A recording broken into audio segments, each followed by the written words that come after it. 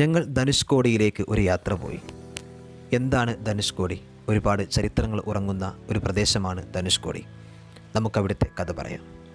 ധനുഷ്കോടി ഇന്ത്യയിലെ തമിഴ്നാട് സംസ്ഥാനത്ത് രാമേശ്വരം എന്ന ദ്വീപിൻ്റെ തെക്കു കിഴക്കേ അറ്റത്തായി സ്ഥിതി ചെയ്യുന്ന ഒരു ഉപേക്ഷിക്കപ്പെട്ട പട്ടണമാണ് ഇത്.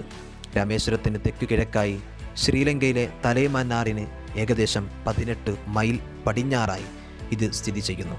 1964 രാമേശ്വരത്ത് ഉണ്ടായ അതിഭയങ്കരമായ ഒരു ചുഴലിക്കാറ്റിനെ തുടർന്ന് ഈ നഗരം പൂർണ്ണമായി നശിക്കപ്പെടുകയും ഇന്നും കാര്യമായി ജനവാസമില്ലാതെ ഇതൊരു പ്രേത നഗരമായി തുടരുകയും ചെയ്യുന്നു. തമിഴ്നാടിൻ്റെ കിഴക്കൻ തീരത്ത് ഏകദേശം തെക്കോട്ട് മാറി മാന്നാർ ഉൾക്കടലിലേക്ക് നീണ്ടുകിടക്കുന്ന രാമേശ്വരം ദ്വീപിൻ്റെ തെക്കേ അറ്റമാണിത്. ഇതിനു കിഴക്കുഭാഗത്തെ സമുദ്രം ബംഗാൾ ഉൾക്കടലും പടിഞ്ഞാറുഭാഗത്ത് ഇന്ത്യൻ മഹാസമുദ്രവുമാണ്. ഒരു പഴയ തുറമുഖ പട്ടണമായിരുന്നു മുൻകാലത്ത് ധനുഷ്കോടി. ഇവിടെ നിന്നും രാമേശ്വരം പട്ടണത്തിലേക്ക് ഏകദേശം 18 കിലോമീറ്റർ ദൂരമുണ്ട്. വൻകരയുമായി ഈ ദ്വീപിനെ ബന്ധിപ്പിക്കുന്നത് പാമ്പൻ പാലമാണ്. ബ്രിട്ടീഷ് ഭരണകാലത്ത് ഇന്ത്യയും ശ്രീലങ്കയും തമ്മിലുണ്ടായിരുന്ന കപ്പൽ ഗതാഗതത്തിലെ ഒരു പ്രധാന കണ്ണിയായിരുന്നു ഈ ചെറിയ തുറമുഖം. ഇന്നിവിടെ മത്സ്യബന്ധന വ്യവസായത്തിന് പേരുകേട്ടതാണ്. പുരാണ പ്രസിദ്ധമായ രാമേശ്വരവുമായുള്ള ബന്ധം മൂലം ധനുഷ്കോടിയും ഹിന്ദുക്കളുടെ പുണ്യ തീർത്ഥാടന കേന്ദ്രമായിരുന്നു.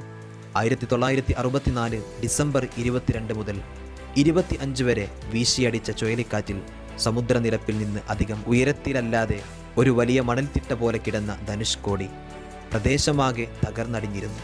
എന്നാൽ 2004 ഡിസംബർ 26 സുനാമി ധനുഷ്കോടിയെ ബാധിച്ചില്ല. വെള്ളം അല്പം ഉയർന്ന ശേഷം പിന്നിലേക്ക് പോവുകയാണുണ്ടായത്.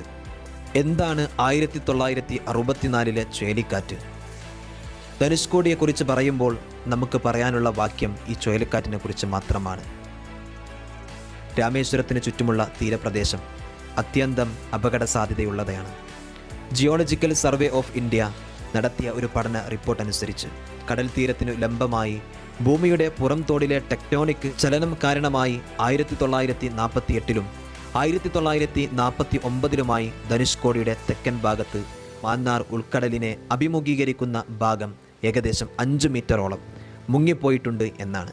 ഇതിൻ്റെ ഫലമായി 0.5 കിലോമീറ്റർ അഥവാ 0.31 മൈൽ വീതിയിലും വടക്കുനിന്ന് തെക്കോട്ട് 7 കിലോമീറ്ററോളം അഥവാ 4.3 മൈൽ നീളത്തിലുമുണ്ടായിരുന്ന ഒരു ഭാഗം സമുദ്രത്തിലാണ്ടുപോകുകയും ചെയ്തിട്ടുണ്ട്.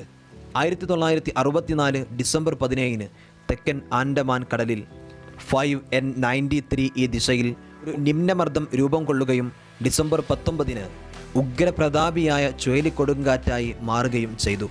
1964 ഡിസംബർ 21 അത് പടിഞ്ഞാറേക്ക് ദിശ മാറി ഏതാണ്ട് ഒരു നേർരേഖയിൽ ദിനേന 400 മുതൽ 550 കിലോമീറ്റർ വരെ ഏകദേശം 250 മുതൽ 340 മൈൽ വരെ വേഗത യാർജിക്കുകയും ചെയ്തു.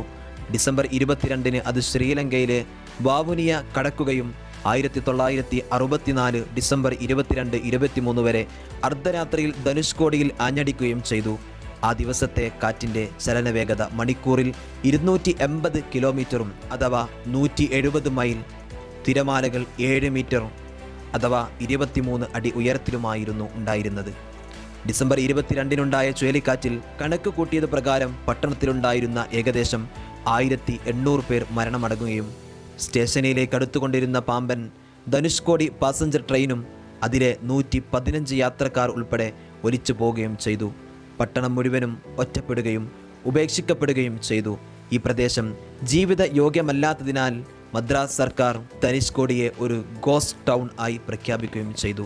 2004 ഡിസംബറിലെ സുനാമിയുടെ കാലത്ത് ധനുഷ്കോടിയുടെ തീരത്തെ കടൽ 500 മീറ്ററോളം അഥവാ 1600 അടി പിൻവലിയുകയും സമുദ്രത്തിലുണ്ടായ പഴയ പട്ടണത്തിൻ്റെ ഭാഗങ്ങൾ ഏതാനും സമയത്തേക്ക് വെളിവാകുകയും ചെയ്തിരുന്നു. ധനുഷ്കോടിയുടെ പേരിനും ഒരു ഐതിഹ്യമുണ്ട്. നമുക്ക് ആ കഥ പറയാം. ധനുഷിൻ്റെ അറ്റം എന്നാണ് ധനുഷ്കോടി എന്ന വാക്കിൻ്റെ അർത്ഥം. രാമൻ സേതുബന്ധനം തീർത്തത് ഇവിടെ നിന്നാണെന്ന് രാമായണം സൂചന നൽകുന്നു. ഹിന്ദു പുരാണ ഇതിഹാസ ഗ്രന്ഥങ്ങൾ പ്രകാരം സീതാദേവിയെ വീണ്ടെടുക്കാൻ ശ്രീരാമൻ ലങ്കയിലേക്ക് സേതുബന്ധനം നടത്തുമ്പോൾ പണി തുടങ്ങാൻ തൻ്റെ ധനുഷ് കൊണ്ട് അടയാളപ്പെടുത്തിയിരുന്നത് ധനുഷ്കോടിയുടെ തെക്കേ അറ്റമായിരുന്നു എന്ന് ഐതിഹ്യം. യുദ്ധാനന്തരം തിരികെ വരുമ്പോൾ രാവണൻ്റെ സഹോദരനും രാമഭക്തനുമായ വിഭീഷണൻ്റെ അപേക്ഷ പ്രകാരം ഭരണതീരത്തെ ലങ്കയുമായി ബന്ധിപ്പിക്കുന്ന സേതുവിൻ്റെ ഒരറ്റം ശ്രീരാമൻ തൻ്റെ ധനുസിൻ്റെ ലങ്കയിൽ നിന്നും രാക്ഷസന്മാർ തിരികെ ഭാരതത്തിലേക്ക് കടക്കാതിരിക്കുവാൻ വേണ്ടിയായിരുന്നു അത്. പൗരാണിക കാലത്ത് മഹേദതി എന്നറിയപ്പെട്ടിരുന്ന ബംഗാൾ ഉൾക്കടലും രന്താകരം എന്നറിയപ്പെട്ടിരുന്ന ഹിന്ദു മഹാസമുദ്രവും സംഗമിക്കുന്ന രാമസേതുവിലെ പുണ്യസ്നാനം രാമേശ്വര തീർത്ഥാടനത്തിൻ്റെ മുന്നോടിയാണ്. ശ്രീരാമൻ നിർമ്മിച്ച രാമസേതുവിൻ്റെ അവശിഷ്ടമെന്ന് വിശ്വസിക്കപ്പെടുന്ന ഏകദേശം 18 കിലോമീറ്റർ നീളത്തിൽ ശ്രീലങ്കയോളമെത്തുന്ന പാറക്കെട്ടുകളുടെ ഒരു നിര ധനുഷ്കോടിയിൽ നിന്ന് ആരംഭിക്കുന്നു.